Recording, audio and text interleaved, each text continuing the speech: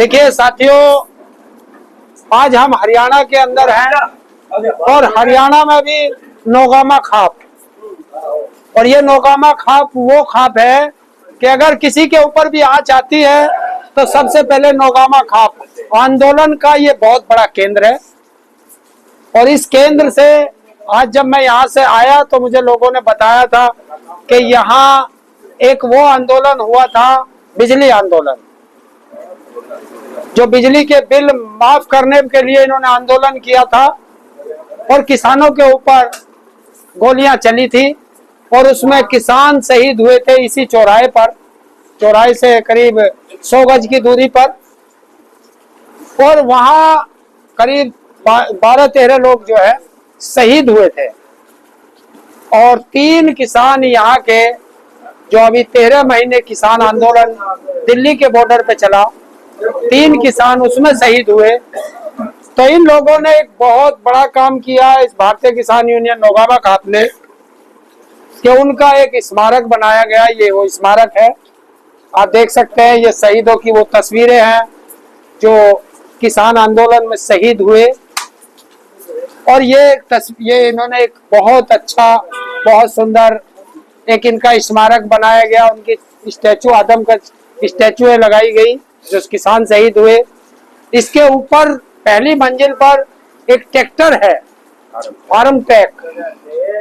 ये वो ट्रैक्टर है जो 13 महीने तक किसानों को हरियाणा से रसद पहुंचाता रहा और पिलर नंबर 64 पे ये रहता था। और डेली इसका काम था कि यहाँ से रसद इकट्ठी करना और आंदोलन में पहुंचाना, गांव-गांव से इकट्ठी करना, आंदोलन में पहुंचाना।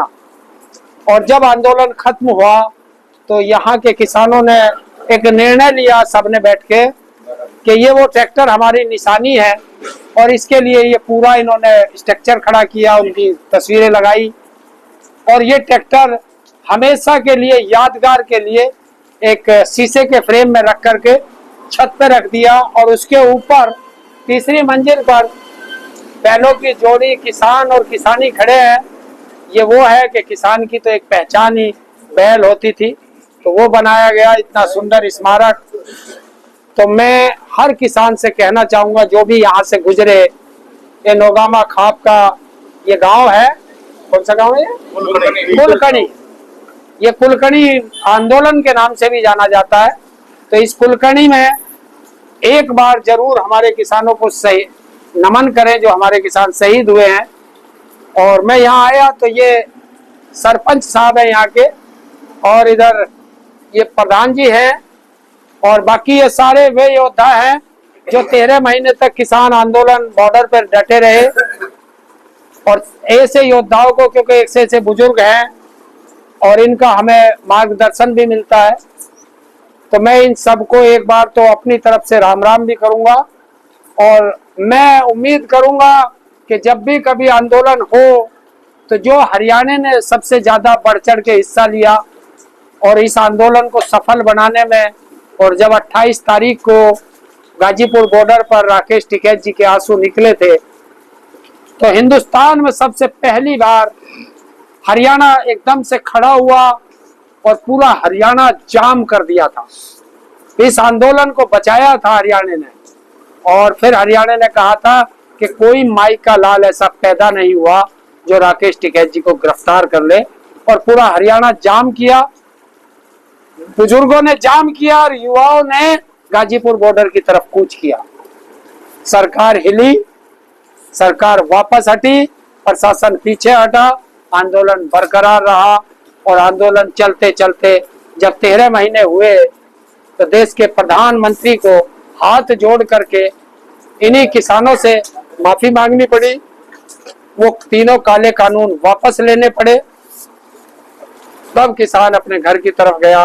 लेकिन कुछ बीजेपी वाले हैं, आरएसएस वाले हैं, ये बार बार टेस्ट करके देखते हैं कि अपने किसी सांसद से या किसी से बार बार कहलवा देते हैं कुछ ना कुछ।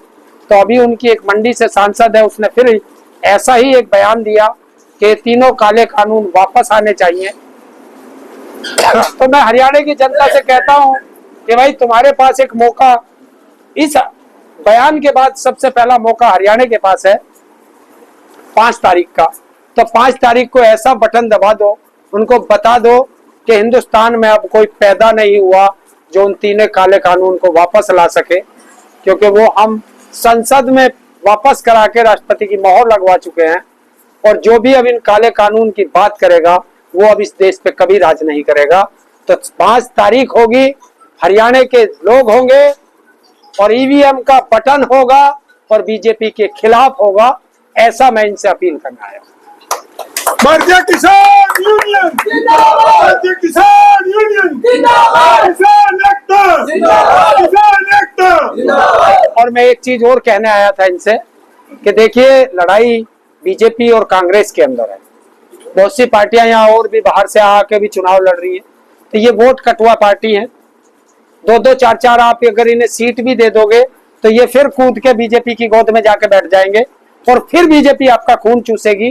तो इसलिए ऐसी खून चूसने वाली पार्टी को हरियाणा में जिंदा ही मत छोड़ो जो आपका खून चूस सके। तो इसलिए इस बार जिसने सबसे ज्यादा किसानों का साथ दिया, जिसने सबसे ज्यादा यहाँ के पहलवानों का साथ दिया, जिसने सबसे ज्यादा यहाँ के जवानों का साथ दिया, मजदूरों का साथ दिया, महिलाओं का साथ दिया, तो एक बार उस हुड्डा को एक बार बना दो तो आप लोगों का एहसान होगा। और जो उन्होंने वादा किया है कि बुजुर्गों को, विधवाओं को और विकलांगों को 6,000 रुपए पेंशन यहाँ दी जाएगी, तो मैं चाहता हूं कि एक बार तुम 6,000 पेंशन लेकर के तो देखो, हैं? क्यों छोड़ते हो? महिलाओं को 2,000 देने की वादा किया है, गैस का सिलेंडर 500 रुपए की बात कर रहे हैं।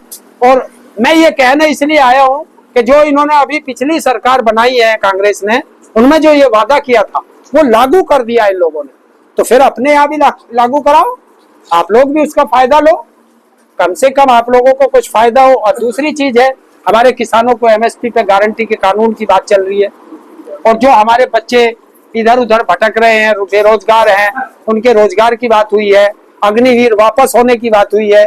तो जो हमारे गले में फांसी का फंदा लगाए, तो ऐसी सरकार हम क्यों चुने? सरकार वो चुनो जो तुम्हारे बीच में रहे और तुम्हारी बात करे। तो इसलिए बस मैं यहाँ आया था कि बेटी है, पहलवान है, देश का नाम रोशन करके आई है, और सरकार ने और सरकार में बैठे लोगों ने उसके साथ अन्याय बहुत किया है, उसके भी साथ किया और बेटियों के साथ भी किया है, तो उनको सबक भी सिखाना है। तो इसलिए बेटी को एक मत होके एक रास्ते से निकल जाओ, जैसे किसानों में कहते हैं ना, एक नलकी से निकल जाओ। तो भाई अब के एक नलकी से निकल के इस बेटी को देखता हूं तुम रिकॉर्ड मतों से जिताते हो, क्या करते हो, ये तुम्हारी जिम्मेवारी है। और पूरा देश आज जुलाने पे है, जुलाना इंटरनेशनल एक हब बन चुका है। तो आप चाहोगे कि जुलाना को दुनिया याद रखे या जुलाना को कोई याद ना रखे, ये अब आपकी जिम्मेवारी है। तो बेटी को जिता देना। मैं भी आपसे हाथ जोड़ के अपील करने आया हूं, और इज्जत रख लेना। बेटी का मामला है, थोड़ा गिल्ला शिकायत अगर हो, जैसे अभी एक ने, मैं किसी की तरफ इशारा नहीं करूंगा, वो समझ गए होंगे, तो मैं उम्मीद करूंगा कि वो भाई भी सुनिए कोई बोले ना, मैं कह रहा हूँ वो भाई भी समझ चुका होगा। जब 4 भाइयों में बैठते हैं तो भाइयों की बात माननी पड़ती है। तो मैं उम्मीद करूंगा कि वो हमारी बात से सहमत हो गए होंगे और वो भी आ गए होंगे। चलो, बहुत बहुत धन्यवाद आप सबका, आप लोग आए, बहुत बहुत धन्यवाद।